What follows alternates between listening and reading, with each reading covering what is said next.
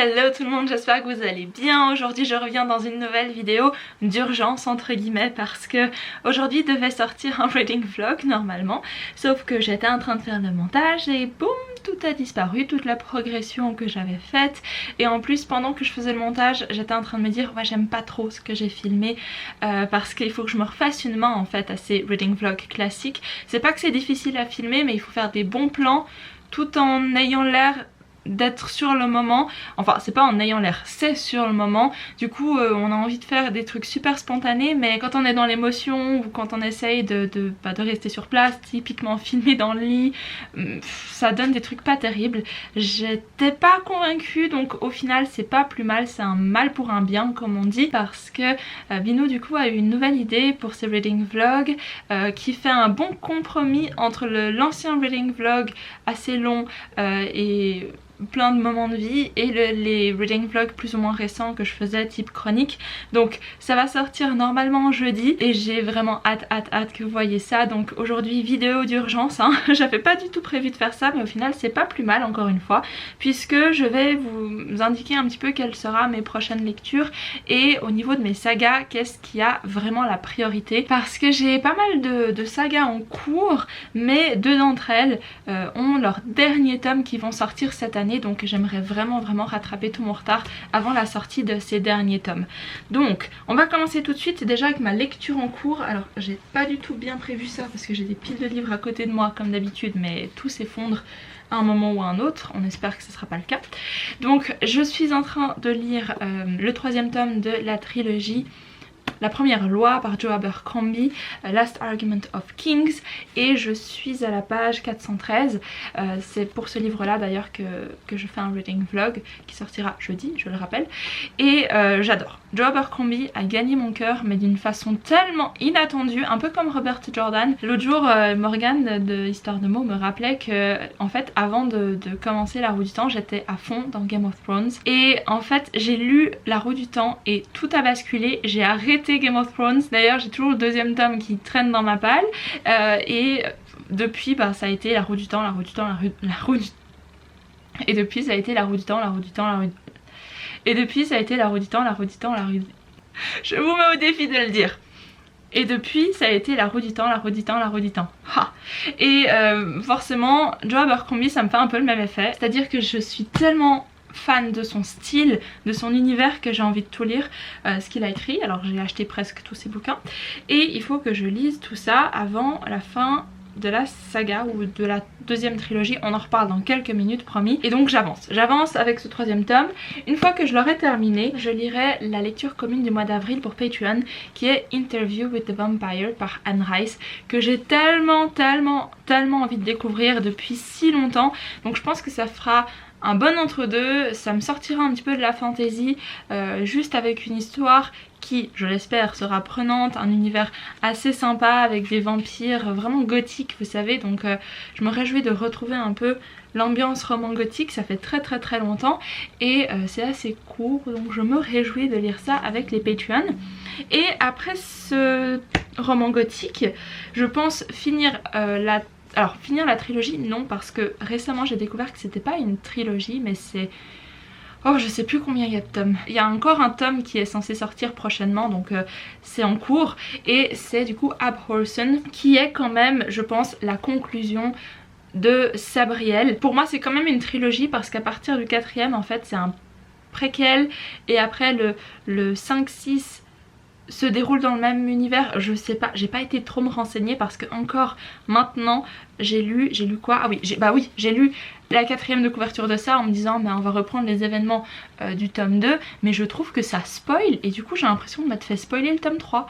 Alors Michaela, arrête de lire les quatrièmes de couverture. Donc le troisième tome dans la saga The Old Kingdom par Garth Nix, de nouveau assez court, hâte de savoir où ça va nous amener. La couverture est magnifique, j'ai beaucoup aimé lire à elle, j'ai adoré Sabriel, donc j'ai vraiment envie de continuer dans ce monde là.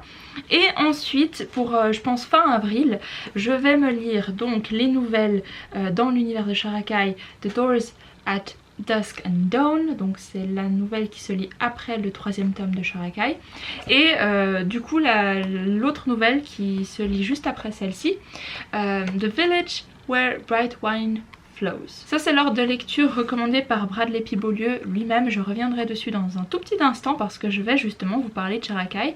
Mais voilà, ce serait théoriquement ma palle du mois d'avril, ce serait ça quoi. Vous savez très bien que je respecte jamais mes piles à lire, mais là je pense que c'est que des choses que j'ai vraiment envie de lire. Et du coup comme saga a terminé à zap, hein, comme on dit, j'ai bien sûr Sharakai, je viens de vous le dire, j'ai lu alors du coup le tome 1.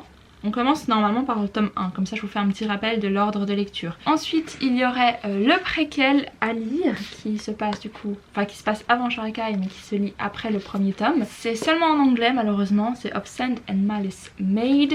Ensuite après cette préquel il y a cette nouvelle, je me rappelle jamais des titres, The Tattered Prince and the Demon Veil. Ensuite le tome 2 que j'ai déjà lu, With Blood Upon the Sand. Le 3e tome, A Veil of Spears. Et là on en vient justement à où j'en suis, qui m'amène justement à lire les 2 nouvelles que je vous ai présentées juste à l'instant. Ensuite pour enchaîner au mois de mai avec le 4e tome de Sharakai, Beneath the Twisted Trees.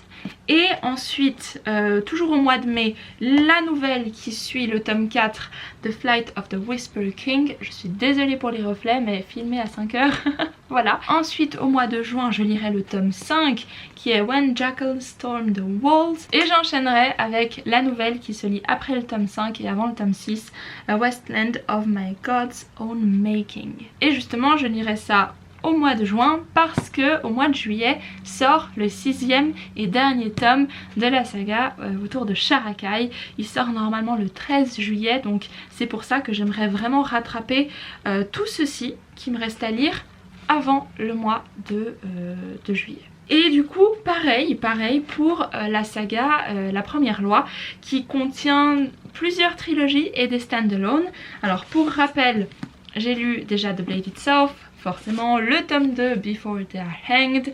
Je lis en ce moment le tome 3 qui est tout en bas de la pile, alors je vais pas le ressortir. Et donc au mois de mai, puisque je prévois de finir le tome 3 au mois d'avril, je lirai Sharp Ends qui est une collection de nouvelles. Et la subtilité en fait c'est qu'il y a plusieurs nouvelles à l'intérieur qui se passent soit avant le premier tome, soit entre le premier et deuxième tome, soit entre le deuxième et troisième tome. Donc je vais déjà rattraper tout mon retard par rapport à la première trilogie.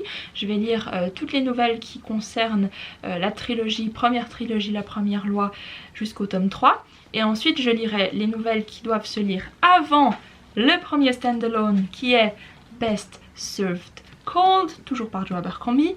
Assez épais quand même, donc je lirai ça également au mois de mai. Et bien sûr je lirai forcément les nouvelles qui se lisent entre tous les stand-alone, entre la deuxième trilogie, juste pour lire tout ça de manière chronologique dans l'univers. Ensuite je lirai au mois de juin du coup le deuxième stand-alone de Heroes par Joe Abercrombie et également au mois de juin le troisième stand-alone Red Country.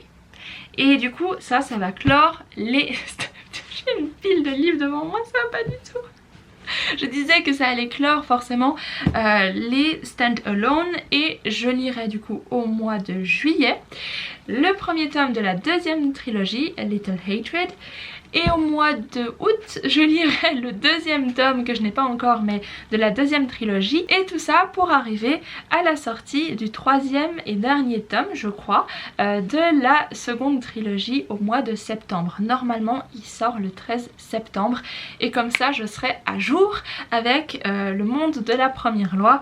Et je pourrai lire la nouveauté à sa sortie parce que c'est vrai que je suis tellement à fond dans ces univers, que ce soit Sharakai ou Joe Abercrombie, que j'ai vraiment envie d'être au taquet quand les nouveautés, les derniers tomes sortent et juste pouvoir vous en parler.